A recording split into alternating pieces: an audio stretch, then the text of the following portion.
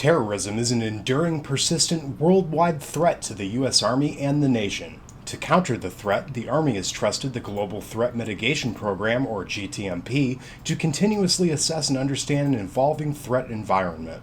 At the Asymmetric Warfare Group in August of 2017, through GTMP, came to Booz Allen and really asked us if we could help solve this training issue with some hands-on capability, where we were able to purchase 15 drone busters at that time. Then a moratorium came down that we could not conduct that training because of problems with spectrum management.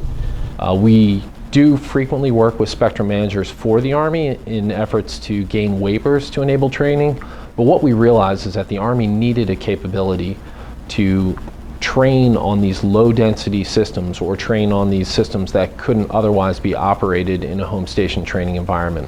And that's when we went back to the Army and presented them with a virtual reality training solution. So the first thing we did was talk to the Army and find out what specific systems using in theater and what systems that they wanted units to be trained on. Then we worked across Booz Allen Hamilton with software development teams from San Antonio, from Seattle, as well as right here in Fayetteville, North Carolina. I put the goggles on. I was able to put this system I'd never seen before into operation, and was able to use it against a drone in what was one of the most realistic environments I had seen since I had last been in theater. That was my eureka moment, and I think that a lot of our clients have had that eureka moment as well. When they see a laptop and goggles brought into a classroom, but then that classroom is transformed underneath those goggles. It really is a little eye-opening moment for them.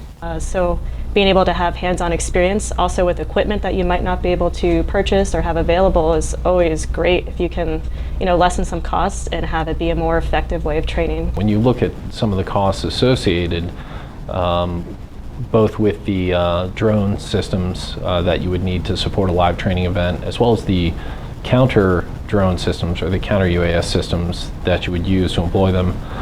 Some of the dismounted counter UAS systems cost as much as $30,000 a piece.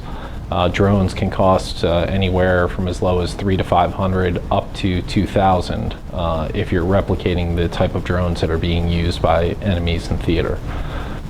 Today it may be counter UAS, tomorrow it may be something else that the adversary is using.